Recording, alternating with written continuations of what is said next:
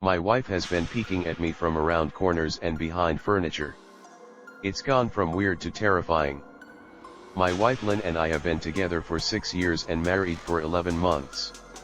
Our entire history together has been very normal and never once have I noticed any weird behaviors or red flags. I can't stress enough how out of character this whole thing is for her. Lynn is very kind, intelligent and thoughtful. She's always been the no-nonsense type of person. Being childish, or trying to scare me is not something she'd normally do. She doesn't even like watching horror movies. When we first started dating she agreed to watch The Shining with me because she knew how much I loved horror. She was so scared that she didn't even make it through half of the movie before we had to turn it off. She isn't into anything creepy, and has never been into pranks. It's just not her cup of tea. And that's fine. But that's what was so strange about this. It's just so unlike her.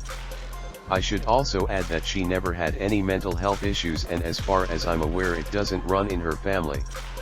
I know some people are able to hide their mental health problems, but in the 6 years we've been together I think I'd have seen some sort of sign. 2 months ago, I was in the kitchen making myself some coffee before work. I was running a bit late that morning and knew I wouldn't be able to make it to Dunkin' Donuts for my usual morning fix. I took a sip of my coffee as I hurried down the hall towards the front door, when I happened to notice Lynn peeking at me from around the corner ahead of me. I could only see her eyes, and a strand of her long dark hair hanging against the wall. The rest of her body was concealed behind the corner. I nearly spilled my coffee when I saw her. I did burn the shit out of my lips. "Geez, Lynn," I said, wiping a few drops of coffee from my pants. "You scared the shit out of me." She immediately popped out of view like a little kid that had been caught. I heard her scurry off towards the living room, and by the time I got to the front door she was out of sight. It was really weird, and just totally out of character for her like I said, but I also found it kind of funny that she was being more playful and a little less serious. I shouted that I loved her, and called her a weirdo. As I shut the door behind me I heard her laughing. Her behavior was a bit odd, but it certainly wasn't something to call a priest over. I forgot about it by lunch, and by the time I got home she was her normal self. I didn't bring it up and neither did she, and life went on. The next incident happened 3 days later. It was around 2 a.m. and I had woken up to get a drink. I was standing at the kitchen island, jug of OJ in hand, when I felt a strong feeling that I was being watched. For whatever reason I looked down at the floor and saw my wife's smiling face staring back. She was peeking at me from the other side of the island, staring up at me with wide unblinking eyes and grinning. Grinning like the Cheshire Cat. I screamed, I'll admit it. Not out of irritation but fear. For some reason at that moment I was scared. At the sound of my scream Lynn scuttled backwards out of my view, her hands and feet smacking the tile floor as she hurried out of the kitchen on all fours. I didn't run after her, or even yell after her. I just stood there frozen in shock, wondering what fuck had possessed her to do that. It took me a little longer than I'd like to admit to go back upstairs, but I eventually did. When I got to our bedroom, Lynn was lying on her side, asleep. Or at least pretending to be. I stood there for a while, watching her breathing to be sure she really was asleep. I had the feeling she might jump out at me the moment I got into bed. But she didn't. I climbed into bed and she didn't even move.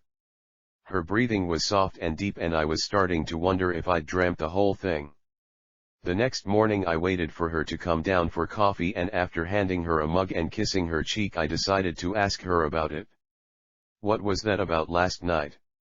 I asked, keeping my tone light so I didn't offend or embarrass her. She frowned over her cup of coffee, shaking her head like she had no clue what I was referring to. "You were peeking at me again. From over there," I said, pointing to the spot on the floor by the kitchen island. She followed my gaze, and when she looked back at me she burst out laughing. She laughed so hard that I couldn't help but join her. You creep me the fuck out sometimes, you know that. I said. She giggled and set her cup on the counter and wrapped her arms around my neck. You creep me out all the time. So I guess we're even. She teased. We said our goodbyes and left for work. As I drove I kept thinking about how creepy it had been seeing her grinning at me from behind the island like that. The sounds her hands made on the floor as she crawled away. I told myself she was just trying to be silly. Just trying to join me in my love of all things horror. It's not like I was afraid of her. But it still didn't sit right with me. I started seeing her peeking at me more and more. Sometimes she'd be peeking out from behind the couch or living room curtains. Once she even managed to get inside her grandmother's old trunk that sits at the foot of our bed. I might not have even known she was there at all had the trunk's old hinges not given her away. She'd had the lid propped up just enough so that only half of her face peeked through. She'd been grinning like an excited toddler. It was unnerving. I didn't even know what to say to her. All I could do was stare. When I finally found my voice, I asked her why on earth was she doing this. She didn't answer, but she had slowly closed the lid, shutting herself inside the trunk. I just walked away, feeling disturbed. I didn't understand why she was doing it, but it clearly made her happy. I just hoped she would tire of the game quickly. Lynn didn't peek at me for the next 2 weeks. I started to think she was done with her weird prank and I was relieved. We were watching a show on Netflix one night and I jokingly said that I hadn't seen her peeking at me lately, and that she must have given up on her spy game. She looked up at me with a small smile and said, "Maybe I've just gotten better at it." I didn't say anything but I wondered whether or not she was joking. For the next few days I couldn't stop thinking about what she'd said. Was she still peeking at me when I wasn't looking and I just hadn't noticed? And if so, what the hell was she getting out of this? I started to feel paranoid, constantly checking whether she was watching from around the corner, or behind a door. I was jumpy whenever I was home and she wasn't in full view of me. I felt stupid and a little crazy. But after a few weeks without another incident, I began to relax. I stopped checking behind furniture and walls and told myself it was just a bad memory. Then a few days ago things got so much worse. Lynn left to go to a friend's, and I lounged on the couch and played a couple games on my laptop. Around 9 p.m. I hopped in the shower and as I was washing the soap from my hair, I felt that awful feeling that I was being washed. I slowly opened my eyes and almost had a fucking heart attack. Lynn was peeking from behind the shower curtain, her entire head stretched into the shower, leaving just her body outside. Her long dark hair hung against the curtain, the ends dripping with water. Her mouth hung open in a terrible grin, eyes wide and red, as if she hadn't blinked in a while. I screamed and jumped back against the wall. She didn't move nor did her smile waver. Her makeup ran down her cheeks in 2 black streaks. She looked giddy and completely deranged. I was fucking terrified. We stood like that for a few moments, neither of us saying a word.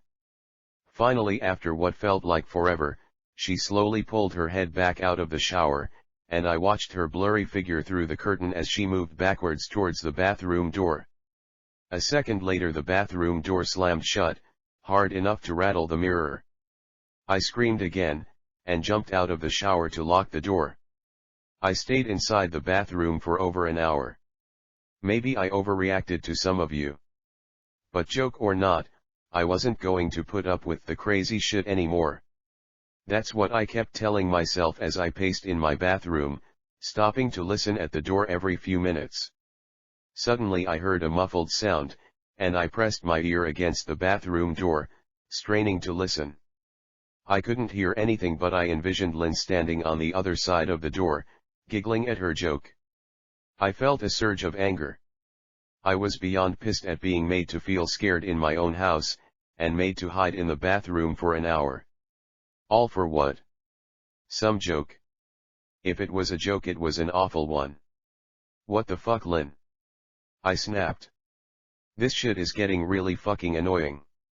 I waited for her to apologize, or to call me a jerk.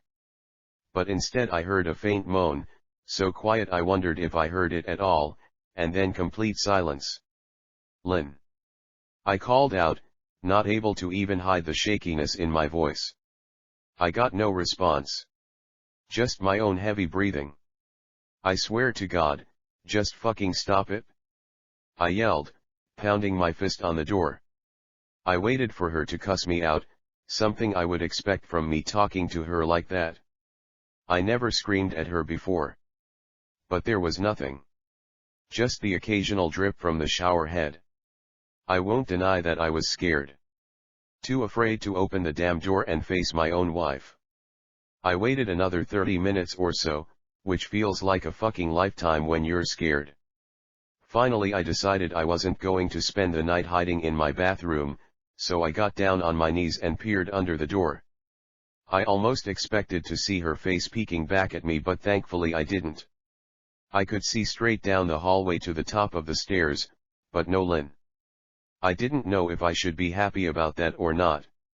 I looked for a few minutes, waiting to see her head pop up over the top step, but it never came.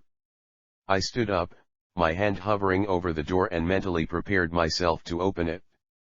I slowly turned the lock with shaky fingers, and was about to yank it open when I heard a sound that still makes me feel nauseous when I think about it. A moan, louder than before, but this time I was able to tell just where it was coming from.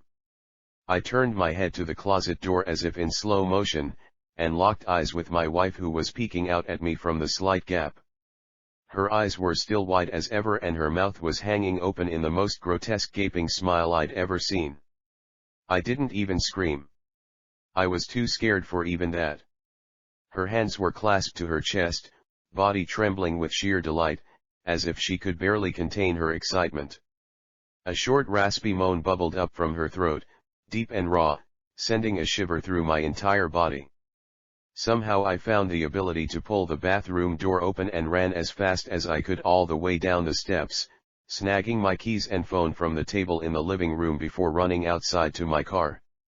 I could hear her shrill laughter behind me, but I didn't hear her getting closer. I didn't bother shutting the front door. I drove away from the house faster than I legally should have, shivering the entire time, either from fear or the cold. Maybe a little of both. I hadn't grabbed a coat or even a pair of shoes. I was still in my boxers and my hair was still damp. I drove straight to my brother Chris's house about 40 minutes away, ignoring any and every call and text I got. I didn't check my phone until I was safely parked in my brother's driveway. Lynn had called 4 times and sent a flurry of texts, all wondering where I'd gone and why I left like that. I threw my phone at the dash in a rage, furious at her nonchalant attitude.